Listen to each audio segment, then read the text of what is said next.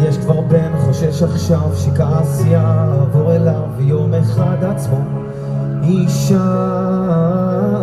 מה אם אמא תיפגע, למה אבא לא נרגע,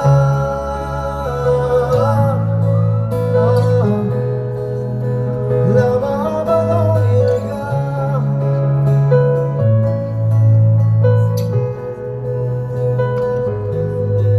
חולם על הצדקות, על 1000 צלקות, והנה עוד אחת.